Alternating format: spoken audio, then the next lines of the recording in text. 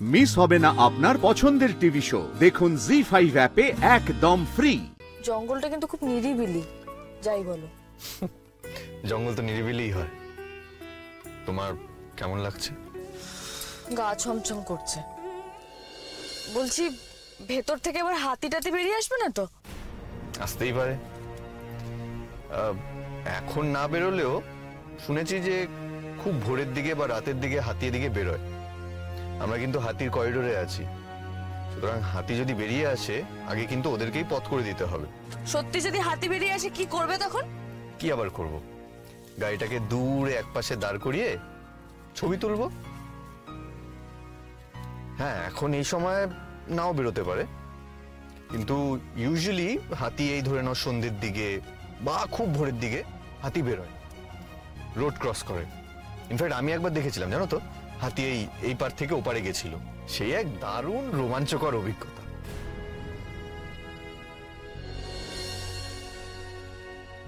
ভয় করছে? ওই যে বলেছিলাম, ভয় করলেই ভয়, নইলে কিছুই নয়। আসবে কাল ভোরে, গাড়ি নিয়ে চলে আসবো।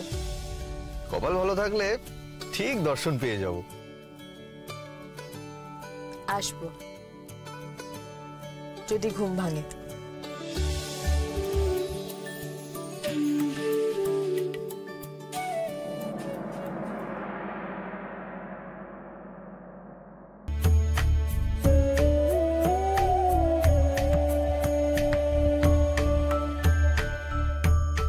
এখানকার লোকেরা এনাকে খুব মানেন, পুজো করেন। বাহ, কিন্তু এত ঘোড়া কেন এখানে?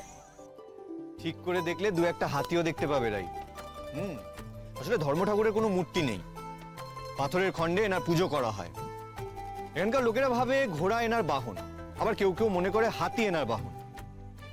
এখানকার লোকেদের বিশ্বাস যে ধর্ম ঠাকুর হলেন সুপ্রিম গড, মানে ব্রহ্মা বিষ্ণু মহেশ্বরের উপরে।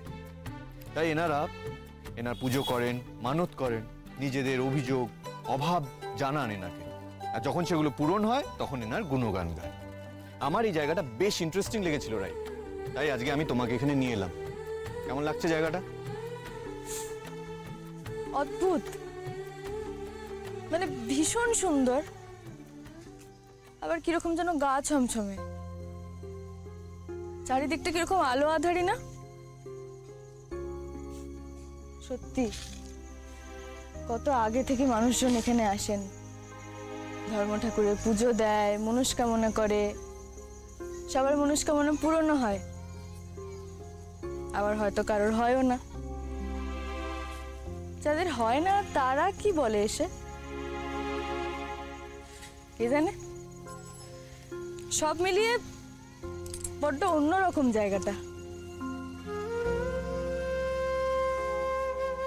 অনির্বাণ, এই দেখো কত বড় দুটো ঘোড়া, মানত দিয়েছে বোধহয় কেউ। অনির্বাণ, অনির্বাণ, অনির্বাণ কোথায় গেলে? অনির্বাণ, অনির্বাণ, অনির্বাণ এখানে আছো? জি5 ডাউনলোড করুন আর সব এপিসোড দেখুন একদম ফ্রি।